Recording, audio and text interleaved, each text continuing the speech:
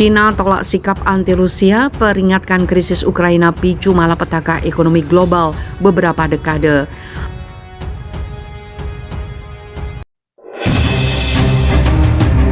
Hurrah!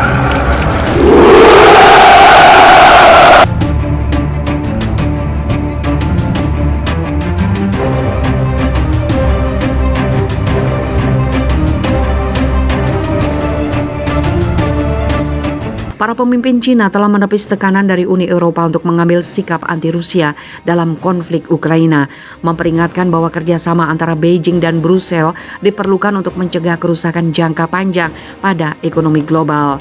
Berbicara melalui konferensi video pada Jumat dalam pertemuan puncak dengan para pemimpin Uni Eropa, Presiden Cina Xi Jinping mengatakan perlu waktu bertahun-tahun atau bahkan puluhan tahun bagi ekonomi global untuk pulih dari konsekuensi perang Rusia-Ukraina.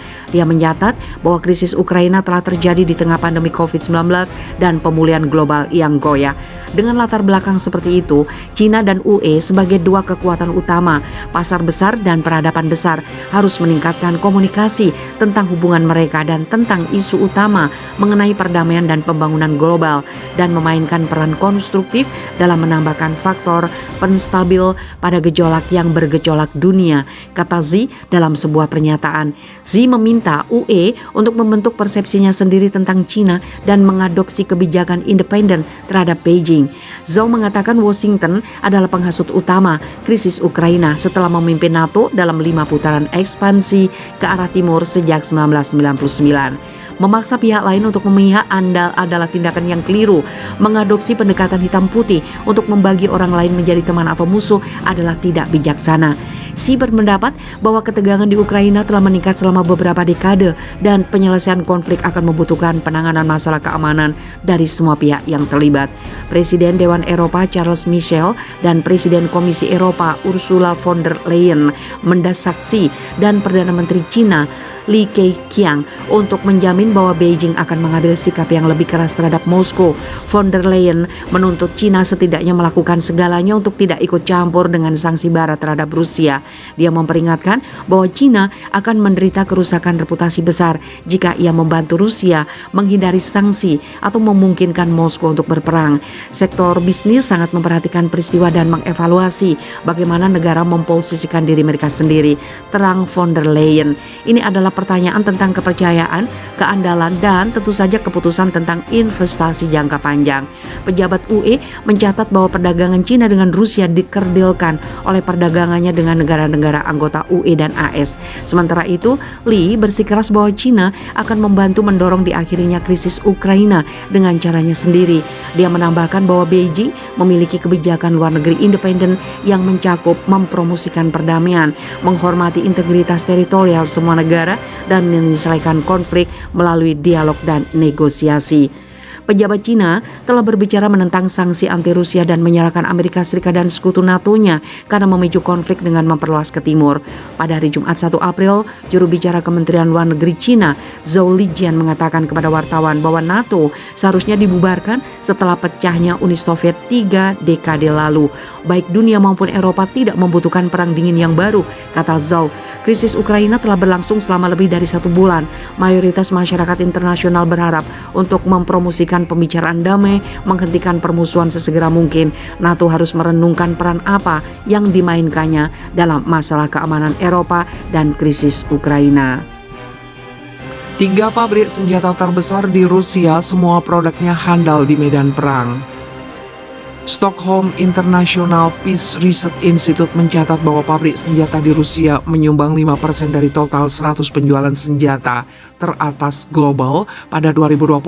Namun penjualan senjata Rusia turun dari 28,2 miliar US dollar pada 2019 menjadi 26,4 miliar US dollar pada 2020. Berikut pabrik senjata terbesar di Rusia.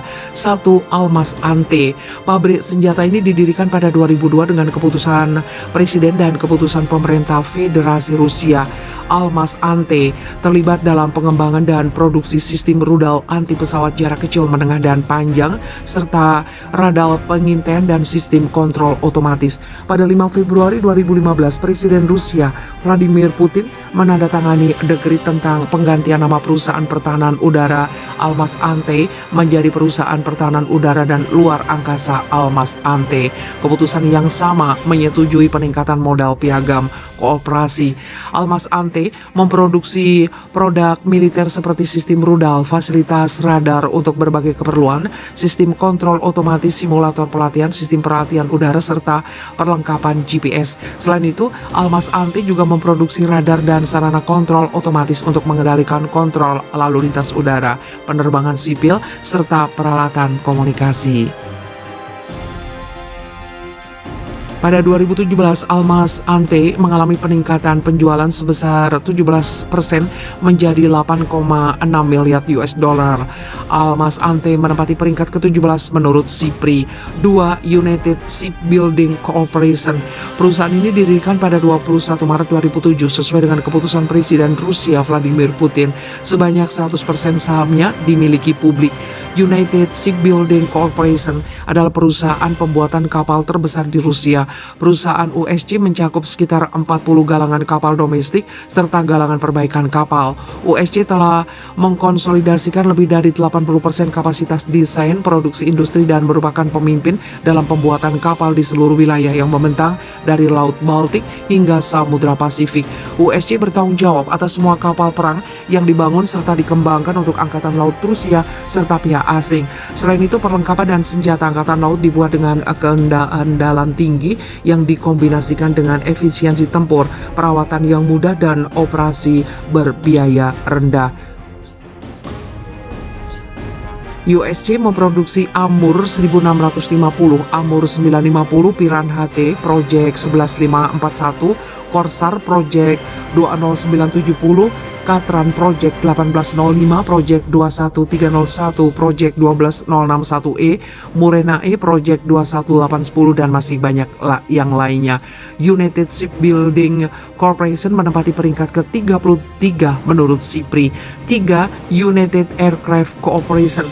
Berdasarkan keputusan Presiden tanggal 20 Februari 2006, United Aircraft Corporation didirikan untuk tujuan perlindungan dan pengembangan potensi ilmiah dan industri dari industri pesawat terbang Rusia, keamanan dan pertahanan negara, serta konsentrasi sumber daya intelektual, industri, dan keuangan untuk melaksanakan program penerbangan jangka panjang.